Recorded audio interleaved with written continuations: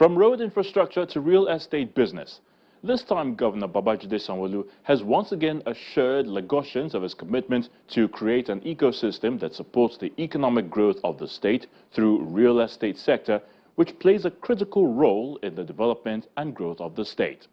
He was speaking at the 5th Lagos Real Estate Marketplace Conference and Exhibitions in Victoria Island, Lagos. Honorable Commissioner for Housing, the Lagos State Governor, Babajide Sanwo-Olu, his deputy, Kadri Hamzat, State Executive Council members, real estate developers converge on Eco Hotels and Suites, Victoria Island, Lagos, for the 5th Lagos Real Estate Marketplace Conference and Exhibition.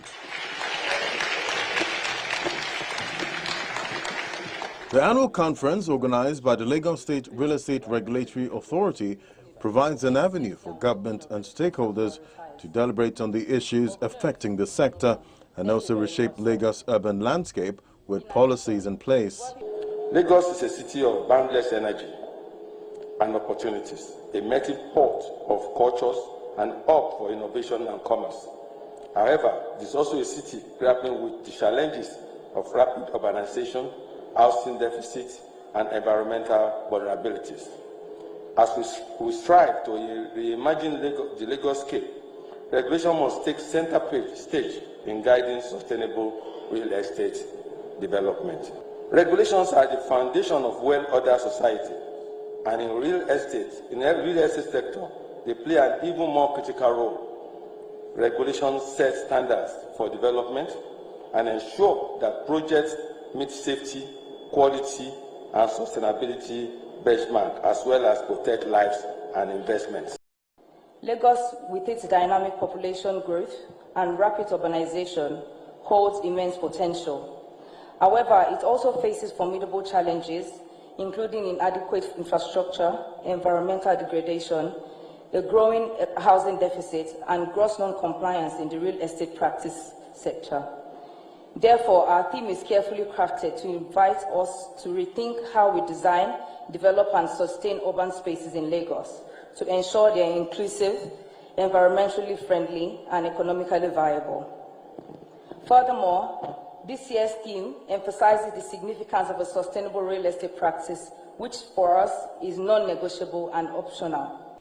Members of the Real Estate Developers Association of Nigeria are well represented here.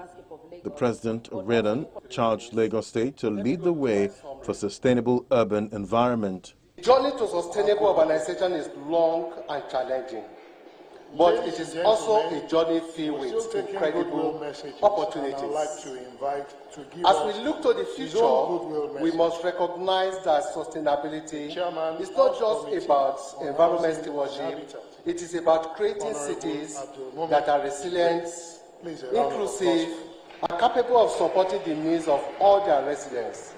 Lagos State has the potential to once again lead the way in sustainable urban development in Africa, setting an example for other cities to follow. The Minister of Housing and Urban Development, as well as the Chairman, House Committee on Housing and Habitat, asked the people to plug into the ongoing federal housing schemes across states and also emphasized the need for policies in place to end issues of sharp practices in the sector.